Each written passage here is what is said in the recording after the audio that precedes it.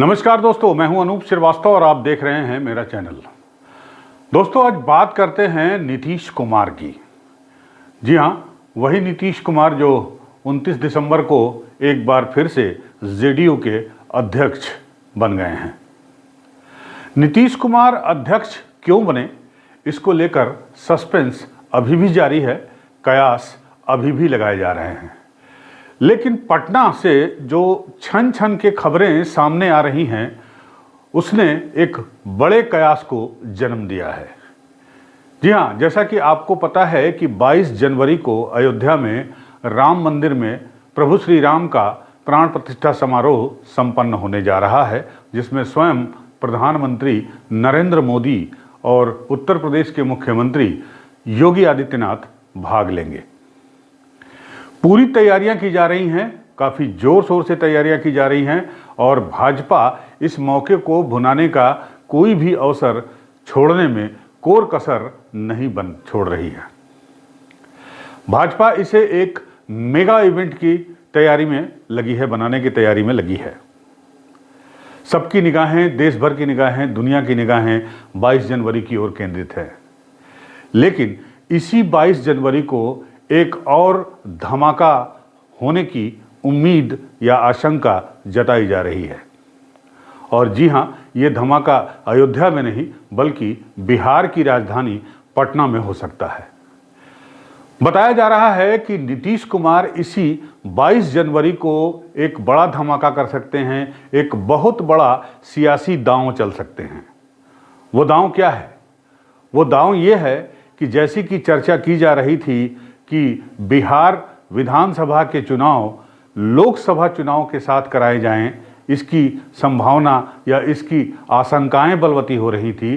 तो ये माना जा रहा है, ये समझा जा रहा है, ये आशंका जताई जा रही है, ये उम्मीद बताई जा रही है कि 22 जनवरी को ही, जिस दिन अयोध्या में प्राण प्रतिष्ठा समारोह कार्यक्रम संपन्न होने जा रहा है, उसी दिन नीतीश कुमार पटना में बिहार की विधानसभा को भंग करने का ऐलान कर सकते हैं।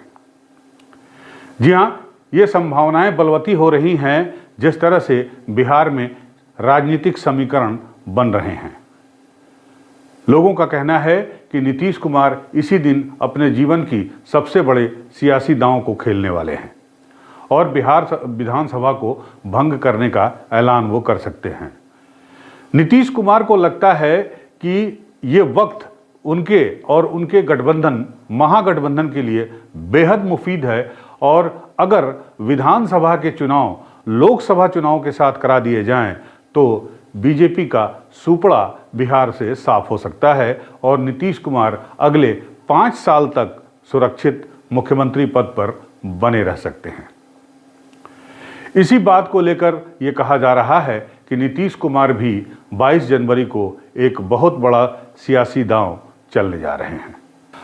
अब सवाल ये उठता है कि नीतीश कुमार ऐसा क्यों करने जा रहे हैं, अगर इन खबरों में थोड़ी बहुत भी सच्चाई है तो माना यह जा रहा है कि बिहार में जो महागठबंधन है, तो लोकसभा चुनाव के लिए जो सीट शेयरिंग की बात है वो लगभग फाइनल हो चुकी है। गौरतलब है कि मैंने अपने इसी चैनल पर एक वीडियो में, कुछ दिनों पहले वीडियो में ये आपको बताया था कि जो सीट शेयरिंग का फार्मूला है उसे तय किया जा चुका है बिहार में, और जो सीट शेयरिंग होने जा रही है जनता दल यूनाइटेड, आरजेडी और भारतीय कम्युनिस्ट पार्टी और मार्क्सवादी कम्युनिस्ट पार्टी के बीच में, वो 17-17 और 6 के बीच हो रही है। साथ ही में कांग्रेस भी जुड़ी हुई है। जी हाँ, 17 सीटों पर जेडीयू अपना दावा छोड़ने को तैयार नहीं है।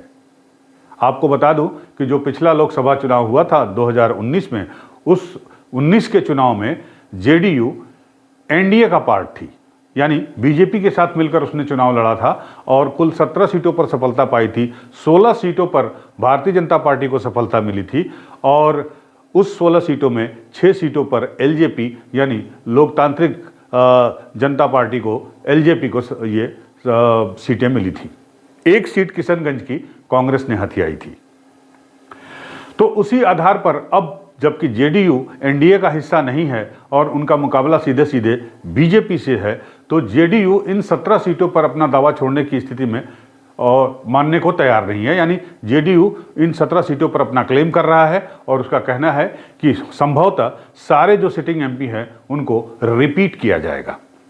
जी हाँ, उम्मीदवार बदले जाएंगे इस लोकसभा चुनाव में बिहार की उन सीटों के लिए जहां पर जेडीयू चुनाव लड़ेगा, इसकी संभावना बहुत कम बताई जा रही है। हालांकि राजनीति है, आखिरी समय में कुछ भी हो सकता है। साथ ही साथ एक बड़ी संभावना ये भी है कि मुंगेर से, जहां लल्लन सिंह जो पूर्व अध्यक्ष थे और जिनकी जगह नीतीश कुमार अध्यक्ष बने हैं, तो लल्लन सिंह को जो है मुंगेर से चुनाव लड़ाया जाएगा, लेकिन लल्लन सिंह के मुकाबले बीजेपी गिरिराज सिंह को उतार सकती है चुनाव मैदान में लल्लन सिंह को हराने के लिए। अगर ऐसा होता है तो निश्चित रूप से मुंगेर की सीट काफ़ी दिलचस्प हो जाएगी। इसकी चुनावी लड़ाई जो है वो काफ़ी ऊपर तक जाएगी, ऐसा माना जा रहा है। गिरिराज सिंह इसका पहले जो 2019 का चुनाव लड़े थे वो बेगूसराय से लड़े थे और उन्होंने कन्हैया कुमार को हराया था, जो सीपीएम के उम्मीदवार थे। कन्हैया कुमार इन दिनों कांग्रेस में हैं। तो बहरहाल बेगूसराय की सीट पर जो कम्युनिस्ट पार्टी हैं वो अपना अब दावा ठोकने लगी हैं इस चर्चा के सामने आने के बाद से। और साथ ही साथ कम्युनिस्ट पार्टी के बारे में ये भी कहा जा रहा है कि वो आरा और सीवान की सीट भी मांग रही हैं। हालांकि जेडीयू और आरजेडी की जो सूत्र हैं उनका कहना है कि आरा की सीट, कम से कम आरजेडी के जो सूत्र हैं उनका कहना है कि आरा की सीट जो है वो कम्युनिस्ट पार्टी को दी जा सकती है, लेकिन सीवान की नहीं। सीवान का इलाका जो है, सीवान के आसपास छपरा और सीवान का इलाका जो है वो लालू यादव के प्रभाव क्षेत्र का माना जाता है।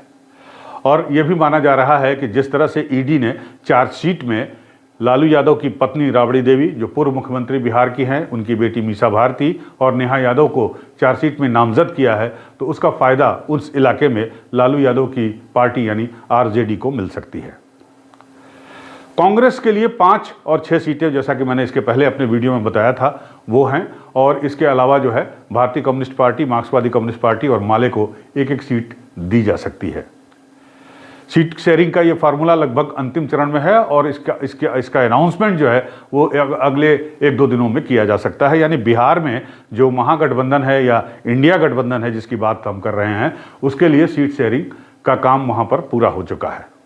और साथ में अगर बिहार विधानसभा को भंग करने का ऐलान मुख्यमंत्री नीतीश कुमार करते हैं तो हो सकता है कि जो फॉर्मूला होगा विधानसभा सीटों पर सीट शेयरिंग के लिए, उसका आधार 2020 का जो विधानसभा चुनाव है उसके नतीजों पे तय किया जाएगा, जिसमें आरजेडी सबसे बड़ी पार्टी के रूप में उभर कर सामने आई है। उसके पास 75 सीटें आई हैं। जेडीयू का सीट परसेंट जो है वो 43 का है। इसी के साथ साथ ये भी कहा जा रहा है कि महाराष्ट्र में भी जो है वहाँ पर सीटों का शेयरिंग का काम जो है लगभग फाइनल हो चुका है। कम से कम आधी दर्जन सीटें ऐसी हैं जिन पे अभी भी विचार और मंथन चल रहा है, लेकिन महाविकास आघाड़ी जो है उसमें कांग्रेस, एनसीपी और शिवसेना उद्धव ठाकरे की पार्टियों के बीच सहमति हो गई है। और ये माना जा रहा है कि उद्धव ठाकरे की पार्टी जो है 16 से 18 सीटों पर, कांग्रेस जो है वो 18 से 20 सीटों पर और एनसीपी 6 से 8 सीटों पर चुनाव लड़ सकती है। और साथ ही साथ जो है वो इसमें वंचित अघाड़ी को भी, वंचित बहुजन अघाड़ी जो प्रकाश अंबेडकर की पार्टी है, उसको भी शामिल करने पर विचार किया जा रहा है। इसकी भी बातचीत जो है लगभग फाइनल दौर में है। तो 40 सीटें बिहार की हो गई, 42 सीटें जो है महाराष्ट्र की हो गई, 82 सीटें हो गई। और अब मामला फंसता है उत्तर प्रदेश का। उत्तर प्रदेश में 80 सीटें हैं, यानी 162 सीटों का हिसाब किताब अगर देखा जाए, या यूं कहे 168 सीटों का हिसाब किताब देखा जाए, महाराष्ट्र में करीब 48 सीटें हैं, तो 168 सीटों का हिसाब किताब देखा जाए तो इंडिया गठबंधन जो है वो बीजेपी से या एनडीए से मुकाबले के लिए अपने आप को लगभग तैयार कर चुका है। उत्तर प्रदेश में जिच केवल एक पॉइंट पर फंसा है और वो है कि कांग्रेस ये चाहती है कि बहुजन समाज पार्टी यानी मायावती की पार्टी को भी इस गठबंधन में शामिल किया जाए और सीट शेयरिंग में उन्हें भी शामिल किया जाए, उनकी पार्टी को भी शामिल किया जाए। लेकिन जो सूचनाएं आ रही हैं, जो खबरें आ रही हैं, उसके मुताबिक अखिलेश यादव इसके लिए फिलहाल मानसिक रूप से तैयार नहीं है। हालांकि ये माना जाता है कि 9 तारीख को जो मीटिंग हुई है उसमें करीब करीब जो है सीट शेयरिंग का जो परिदृश्य है वो लगभग साफ हो चुका है। 12 तारीख को एक अगली मीटिंग होने जा रही है समाजवादी पार्टी और कांग्रेस के बीच में। ये संभवतः दिल्ली या जौनपुर में होगी और उसके बाद ये पिक्चर क्लियर हो जाएगी कि उत्तर प्रदेश में समाजवादी पार्टी कितनी सीटों पर चुनाव लड़ेगी और कांग्रेस कितनी सीटों पर चुनाव लड़ेगी। कांग्रेस का फार्मूला 25 सीटों का था, लेकिन राजनीतिक पंडित ये मान के चल रहे हैं कि कांग्रेस को 25 सीटें या 21 सीटें समाजवादी पार्टी नहीं देने जा रही है। कांग्रेस जो चुनाव लड़ेगी उत्तर प्रदेश में इंडिया गठबंधन के बैनर के तले वो 10 से 15 सीटों की हो सकती है। इसके अलावा आरएलडी है जो उनकी सहयोगी है समाजवादी पार्टी को, उसको 4 से 5 सीटें या मैक्सिमम 6 सीटें दी जा सकती हैं पश्चिमी उत्तर प्रदेश पे। तो इस तरह से बिहार, महाराष्ट्र और उत्तर प्रदेश में इंडिया गठबंधन ने सीट शेयरिंग का काम लगभग पूरा कर लिया है और इन तीनों स्टेट्स में अगर मिला दिया जाए लोकसभा सीटों की तो कुल सीटों की संख्या जो है वो 168 सीटें हैं। आप सपोज करिए कि इन 168 सीटों पर अगर इंडिया गठबंधन ने जो है टक्कर दे दी, मजबूती से मैदान में खड़ी हो गई तो एनडीए के लिए मुश्किल हो सकती है। और इसी परिदृश्य को ध्यान में रखते हुए, इसी संभावनाओं के मद्देनज़र ये माना जा रहा है कि नीतीश कुमार जो है वो विधानसभा चुनाव भी बिहार में लोकसभा चुनाव के साथ करा सकते हैं, क्योंकि उनका मानना है कि आरजेडी और जेडीयू और कांग्रेस का गठबंधन बिहार में बीजेपी को आगे बढ़ने से रोकने में पूरी तरह से सक्षम है। क्या होगा? क्या वाकई ऐसा होने जा रहा है? क्या नीतीश कुमार जो है बिहार विधानसभा को भंग करने जा रहे हैं? और भंग करने में परिस्थितियां उनके फेवर में इसलिए भी हैं कि उनका अध्यक्ष भी, जो बिहार विधानसभा के अध्यक्ष हैं, वो भी जो है वो उनके गठबंधन के हैं, लेकिन आरजेडी के हैं। एक सवाल इसमें उठ रहा है कि क्या आरजेडी इसके लिए तैयार होगी? क्या आरजेडी के विधायक इसको मानेंगे? क्योंकि उनका ये कहना है कि 1 साल या यूँ समझिए 1.5 साल का समय बहुत ज़्यादा होता है और 1.5 साल पहले विधानसभा चुनाव कराना कहीं से बुद्धिमानी भरा फैसला नहीं होगा। और ये फैसला इसलिए भी किया जाएगा या हो सकता है, होने की संभावना है, क्योंकि इसमें फ़ायदा आरजेडी का कम और जेडीयू का ज़्यादा है। जेडीयू यानी नीतीश कुमार का। बहरहाल कीपिंग आवर फिंगर क्रॉस, हमें देखना है कि 22 जनवरी एक बहुत बड़ी तारीख तय होने जा रही है, सिद्ध होने जा रही है भारतीय राजनीति में। और उसमें उस 22 जनवरी की तारीख में सिर्फ राम मंदिर का उद्घाटन होता है, रामलला का प्राण प्रतिष्ठा होता है, या बिहार में जो है राजनीति किसी दूसरे करवट बैठती है। नज़र हमारी बनी रहेगी। आप हमारे साथ बने रहिए, हमारे वीडियो को लाइक करिए, सब्सक्राइब करिए। मिलते हैं आपसे अगले वीडियो में, तब तक के लिए नमस्कार।